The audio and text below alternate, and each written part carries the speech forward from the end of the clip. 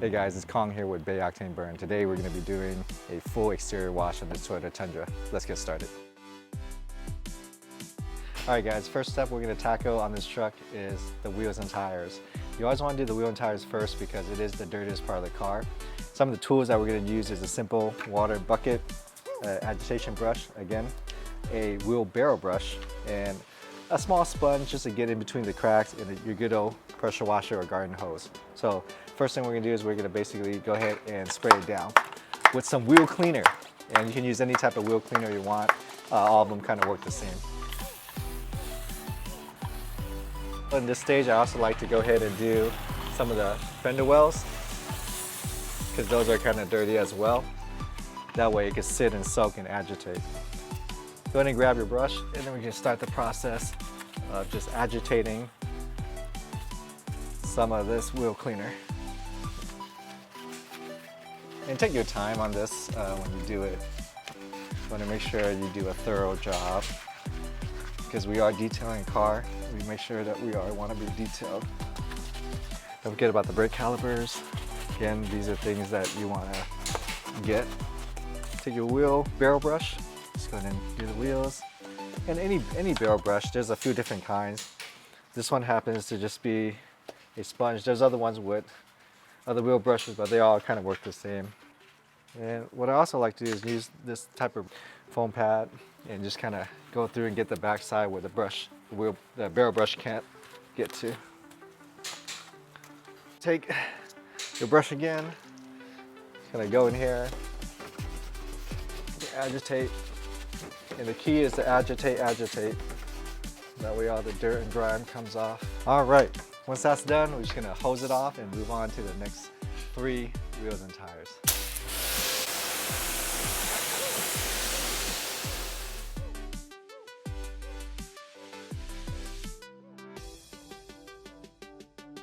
All right guys, after finishing your wheels and tires, we're gonna move on to rinsing the car. We do this first step to get all the heavy debris off the car because what the goal is not to do any scratches with the contact wash that will happen after we foam it and then we do another rinse on it. So let's start rinsing the car.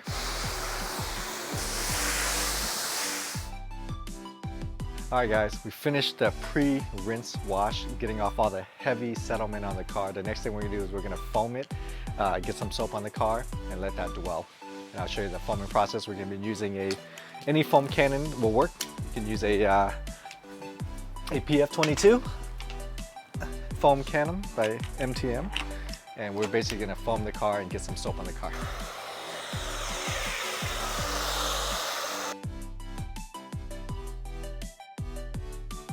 All right guys, we foamed the car. The next step is to do a contact wash. And a contact wash is essentially a bucket with a grit guard in it and your wash mitt. I like to stay on top of the car when I do this and then work my way down as the heavier dirt's mostly consolidated on the rocker panels of the car, the lower portions. Remember to keep continuously dunking to loosen up all the dirt, all the trapped dirt from the wash mitt.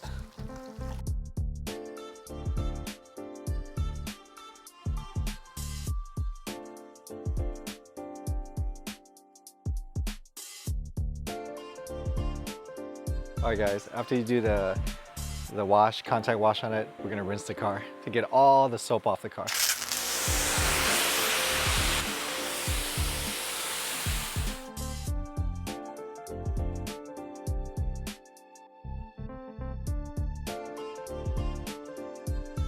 All right guys, we finished rinsing the car down. We finished our contact wash, finished rinsing the entire car down. The car has no dirt, any contaminants or leftover are embedded in the clear coat of the car. The next step, we're gonna do what we call a clay bar, or what I use is a auto scrub, which is essentially similar to a clay bar, works a lot better and easier for a car of this size. What I do, a little tip for you guys, is that I'm actually gonna use the foam from the foam cannon to soap the entire car as my lubrication for the auto scrub or the clay bar.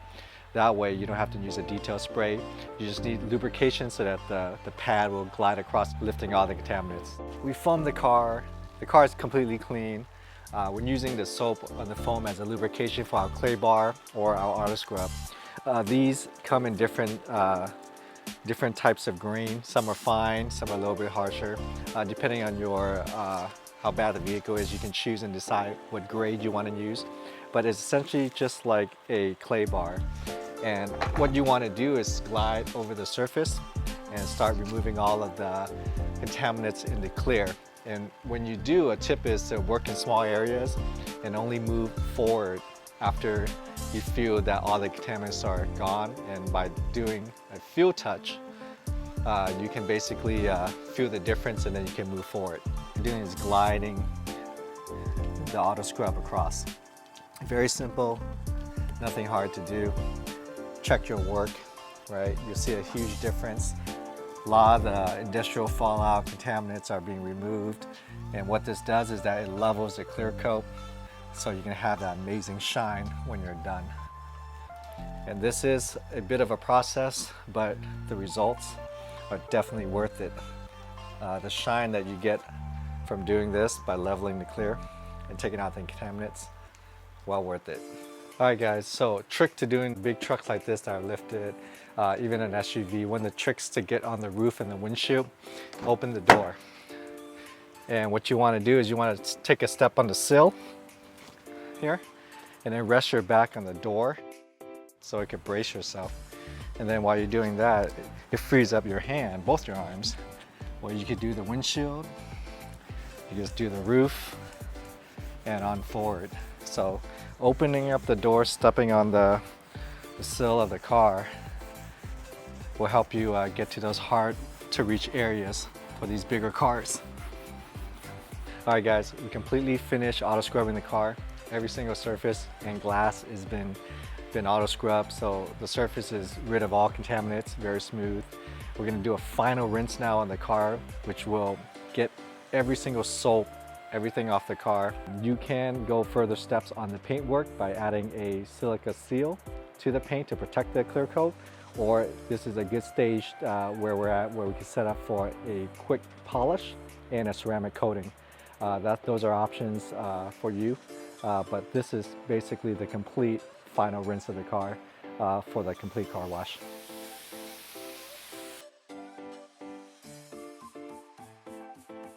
All right guys, time to dry the car.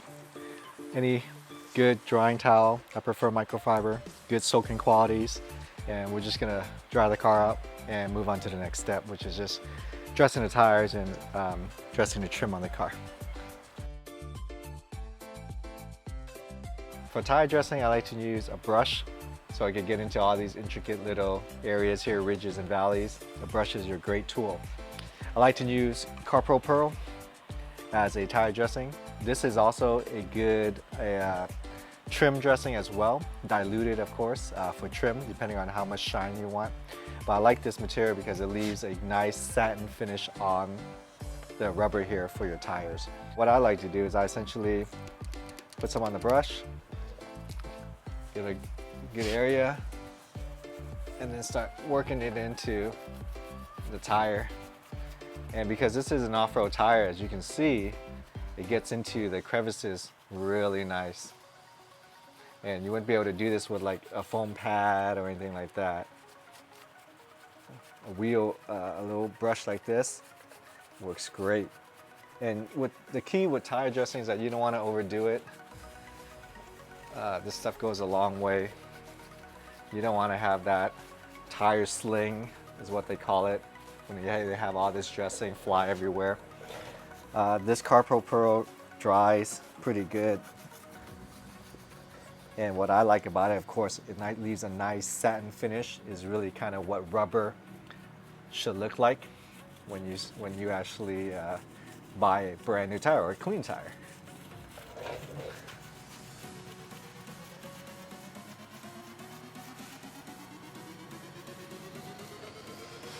Real good stuff to use.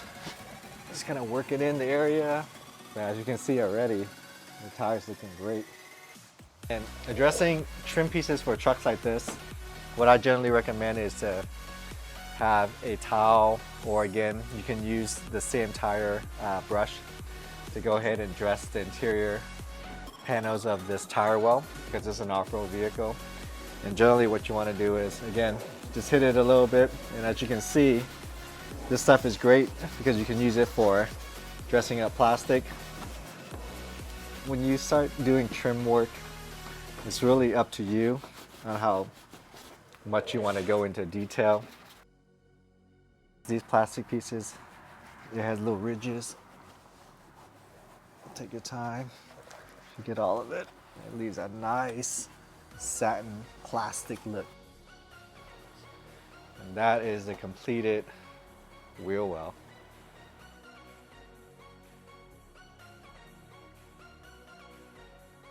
Okay guys, so a little tip for you guys. When you run into stuff like this, and this looks like it's just maybe paint transfer from a wall. It could be on plastic. You can have paint transfer on your paint. There's a trick that you can do is you can start using some Meguiar's or any type of cutting compound or even polish, depending on what it is. I like to use the Meguiar's cutting compound, and just a little dab on a microfiber towels is really all you need. And then what you want to do is you want to go ahead and rub it, and it should literally come right out. Okay, a little bit of elbow grease, work it into the material, work it into the grains of the plastic. As you can see, it's just kind of starting to disappear. Again, with a little bit dilution of the Car-Pro Pearl, which is good for trim. Gives it a nice satin look. Another good quality about this product, it literally will dry to the touch, which I thought was amazing. And we're gonna go around and do all the trim of the entire car.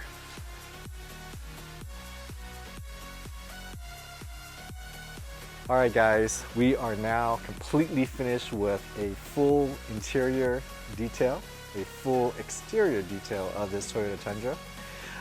Next steps for this truck, if we do want to proceed forward, we'll be protecting the paint.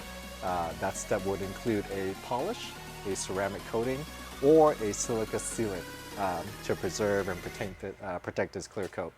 But for now, the truck is completely done, inside and out. Thank you for tuning in to Bay Octane Burn. And again, this is Cong's Detail Corner, and we'll look forward to the next car and the next project that we're gonna do.